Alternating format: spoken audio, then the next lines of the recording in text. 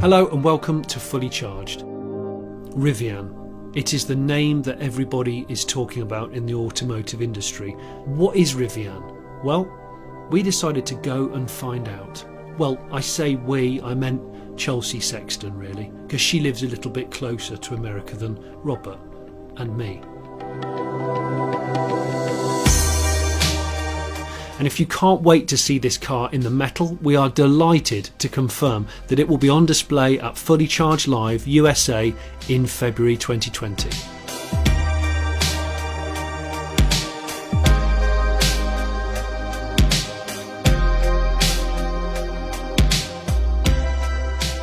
Let's start with a bit of background. Okay. What made you want to do an electric car?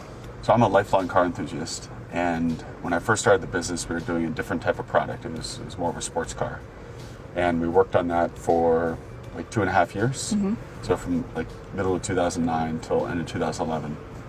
And the problem with the product, and we increasingly could really feel it, and we really knew it in our hearts, was it wasn't really answering this core question of why do we exist? Why does the world need this company to exist? And so we shelved that product at the end of 2011 and began to transition to what you see today. Mm-hmm. So essentially developing a portfolio of products on a common platform, but for Rivian branded products, all of these vehicles really aligning with the idea of active lifestyles. So products that enable, you carry your kids, your gear, whether it's a surfboard or a golf bag or a fishing pole, all your stuff. Yep.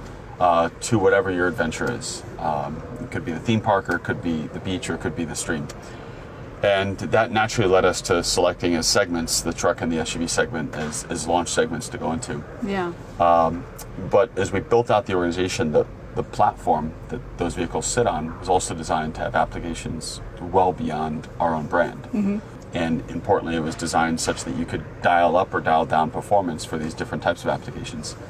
So the recent announcement we had with Amazon, where we're taking our battery, our drivetrain, our cooling system, all of our connected vehicle architecture, our ECU architecture, and applying it to such a different vehicle segment, was actually part of the plan since the very, very early days. Oh, interesting. We were just very quiet about how we went about it, so we didn't sort of state any of that early on, but that was absolutely part of it.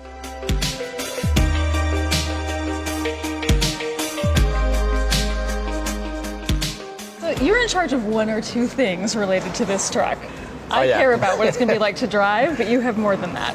Yeah, so I'm the chief engineer for the whole program, but I do actually chiefly care about how it drives and that kind of customer interaction. Yeah. The goal from the very start is really around what we determine to be a kind of customer that we think exists and no one's playing to today. So clean sheet of paper, how do we just do it better? In general, and this is the case with all EVs, you've got your battery pack at the bottom and you've got your powertrains like in between the wheels. So it's a really wonderful setup to get a great dynamic performance.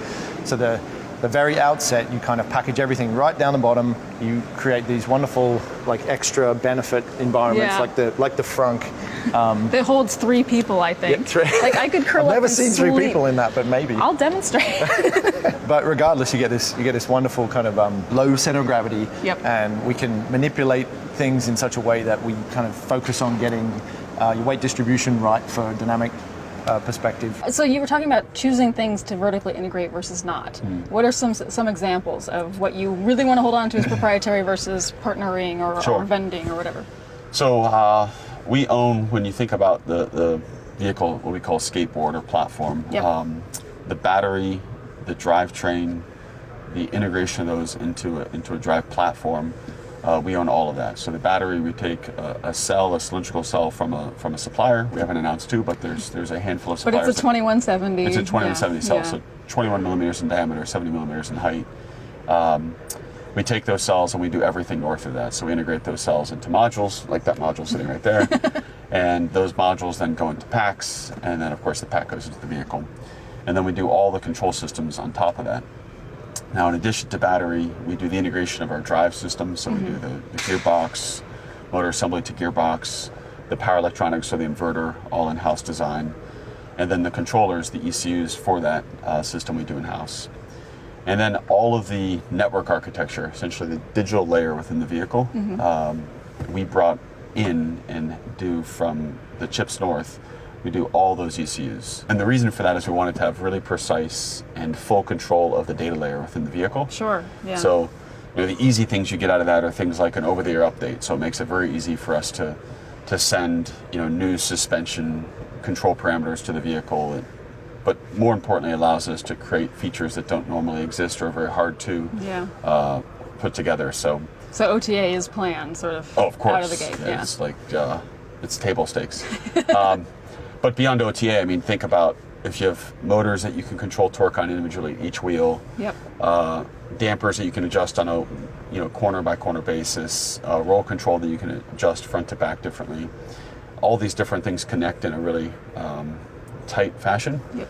So by us owning and driving all the controllers, all the ECUs, and all those ECUs sitting on an Ethernet backbone, it allows us to not only manage the data that comes off the vehicle, but also very proactively control the vehicle with a set of knobs that you wouldn't normally have access to. So from a software point of view, it just gives us infinite levels of control. Quite a bit of an advantage, yeah. Yeah.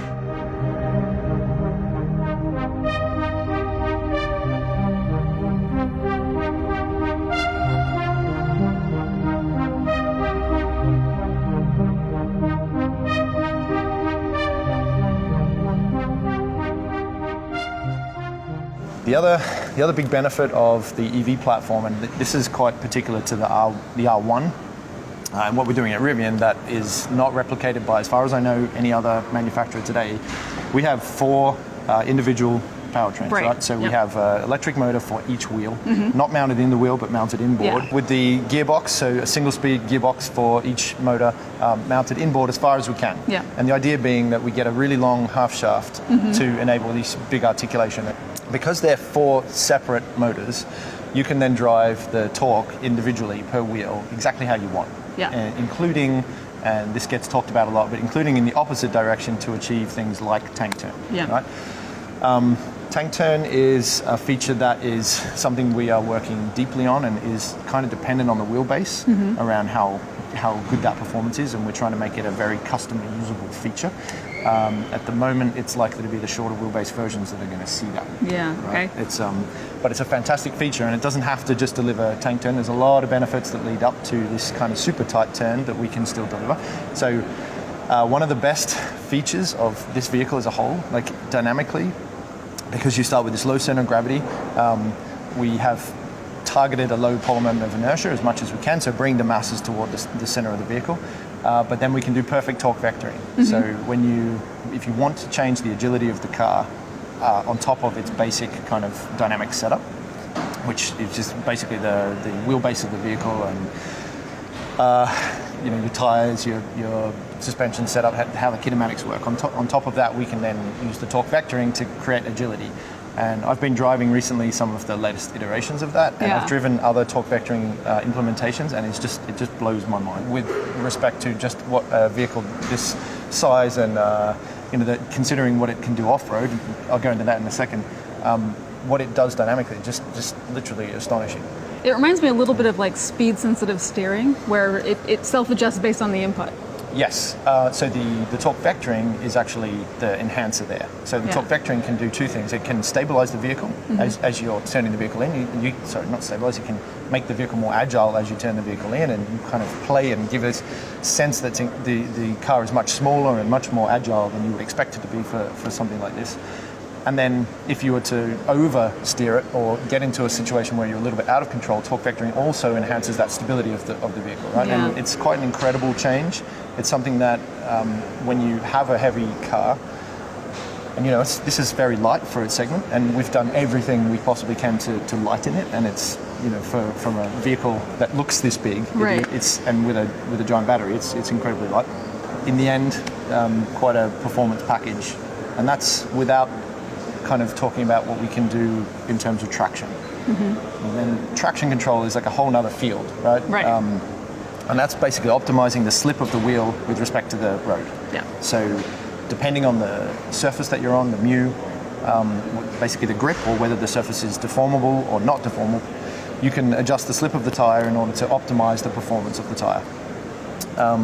because we have an electric motor, we can use the knowledge of the current going into that motor to estimate the torque. And it's far more accurate than estimating the torque and with an internal combustion engine. That's basically a big model of like injection and firing and all sorts of timing, and it's never that accurate. And what's more is you then have this single source of torque that you're trying to then calculate what the torque looks like at each wheel. In our case, we know very accurately what the torque is at that wheel, and so because we know the torque, we can optimize it immediately, and we can determine how much torque is getting us how much acceleration and how much slip. So we know the mu, and that means that we can optimize the slip of the wheel and like perfectly. Not perfectly, but very, very close to perfectly, for the tyre and for the grip that we have available. So if you take the off-road scenario, with an internal combustion engine, if you lose grip at any one wheel, you usually have to recover that wheel using the brake or something like that. And then you back off the torque of the engine, and it's all a bit slow, and it's got this long feedback loop. It's a little clumsy sometimes, Clumsy is an understatement. I spent a long time developing exactly those systems, and kind of frustratingly, that was the constraint. In this scenario, it's amazing, and because it's so fast, that feedback loop, it's also imperceptible to the driver. So you have this incredible wheel control, and what that means off-road is that you can utilize the grip way, way better.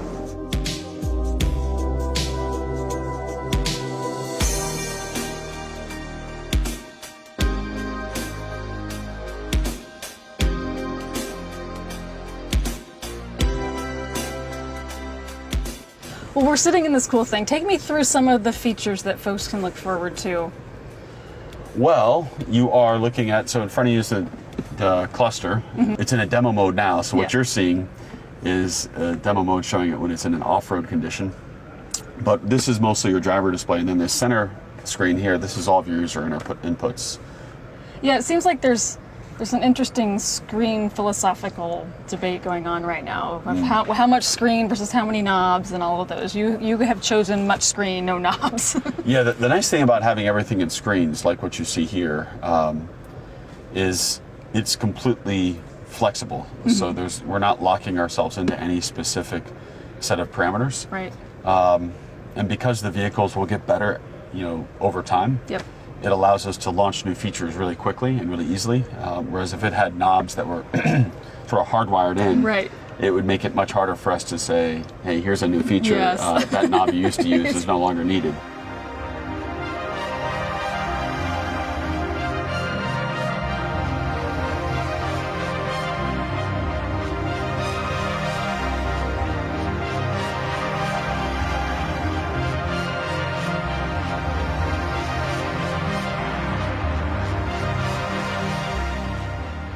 One of the reasons I actually joined Rivian is because during my interview process, we talked about the battery design, and I had some experience with battery design in the past, and so I know about a lot of the failure modes, and they concern me.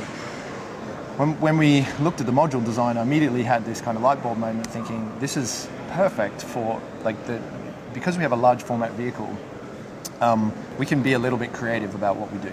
We don't have to have a module that's this thick, right? We can have something that's a little bit bigger, and that module is designed to be rackable. It's also designed to cool the cells axially. And a lot of applications, I won't name any names, but most EV applications that use the cylindrical cell like ours, they tend to cool the cell radially, right? Which isn't bad, but actually cooling the cell axially, the studies that we did showed that we can easily cool the cell axially and then fit significantly more cells in this space. So volumetric and gravimetric efficiency goes up considerably. For sure. And you have a cold plate that's kind of sandwiched between those cells. The result is that we can fit more power per space and for mass than anyone else, which is, that's kind of what we need, right? And then the core of that is because we can fit so many cells in the vehicle, the C rate that we need to use the pack at is quite low. So you don't stress the cells like a lot of vehicles might, because we have this huge pack. So if you want to deliver close to 800 horsepower, which we do, then it's not a big strain on the pack. So it sounds like it should be a big strain, but it's not. 0 to 60 in 3 seconds. Yes. But that doesn't really do it justice. What makes the vehicle so unique is the way that we're able to control torque. Yep. Between not just front to back, but also left to right instantaneously, coupled with the ability to adjust the roll stiffness and the damping frequency. You can have a vehicle that instantaneously can go from something that's incredible off-road to something that's incredible on-road. Right. And it does it like instantaneously. So it's really fun. And similarly, charging at any reasonable speed for a pack. I mean, you have 3 pack sizes. We do. But they start at 105. 105. And just goes up from there. And 180, I think, is the That's top right. Yeah. So And 105, 135, 180. Yeah. So you'd have to have some pretty decent charging speed, which also creates a lot of heat and is usually the other issue That's right. worries. Ultimately, the charging speed for us is limited by the charge points at this stage. So in the US, most of the chargers being rolled out are about 150 kilowatts, and this pack easily does that. So we don't have features today on the show vehicles that show towing, but we've put a lot of work into the towing packages. You can tow roughly 12,000 pounds, right? That's how we've specified our towing capability, but that's not the limitation of the powertrain. We could actually tow more, but the limitation that we kind of create a requirement for ourselves is around the structure. So if we want to tow more, we could with the powertrain, we could with everything else, but you put too much structure in the truck, and then it becomes heavy. And so you have this trade-off, and it's like with everything, there's always these trade-offs, like do we want to make it heavier and do that, or do we want to make it lighter and do that? And we've kind of found this bit in the middle where we think we can operate. Yeah. And because it's EV, you can tow a lot potentially. Like there's no ever a lack of torque. It's usually suspension or other components, but also you cut your range in half if you tow enough things. Yeah. Something big enough. I mean, the reality is you cut your range in half, whether it's internal combustion engine or for sure, or an but EV, it's more obvious, but and everyone focuses on it for the EVs. Exactly. Yeah. It's an argument I'm tired of having, but I know. The advantage is you can regenerate all that power down a really big hill, and then if you're towing something, you can regenerate even more power. Yeah, sure. Well, and we see quite often especially with startup EV companies, they sort of start at the very high end and work their way down. Yep. So I assume that's some of the intention here, and now a parallel path of goods movement electrification, which is a huge category by itself with Amazon. So what's the longer term vision? Is it stay at this premium level, or? Well, I think, we're not just launching a vehicle, we're also launching a brand. Yep. So when you think about launching a brand and a new company and a new manufacturing system with lots and lots of new technology, it's really important to select the right price points and segments so that you can put all that technology and all the new product into something that you can actually make money on. And that was how we set up this initial portfolio, these first 2 vehicles. But over time, we have other vehicles in the portfolio that will still be aspirational, still be what we would think of as emotional products, things that you connect with, really desirable products, but in different sizes and at different price points. Vehicles are such an emotional purchase, and everyone assumes with an EV, it's like, no, everyone's so super pragmatic. Yeah. No, they're not. This is an emotional thing. This is cool. Yeah, so like we're sitting in the truck now, but the SUVs really is a lot of shared content. They're both really fun vehicles. The way we always think about it, this shouldn't just be better, because it's electric, it should be better in every way. So we use the new technology, all the connectivity, all the smart architecture to make the car just better in every way relative to a combustion vehicle. Thank you so much for watching this episode of Fully Charged. Don't forget, if you want to see one of the Rivian vehicles with your own eyes, why not come along to Fully Charged Live USA, where they will be on display. If you have been, thank you for watching.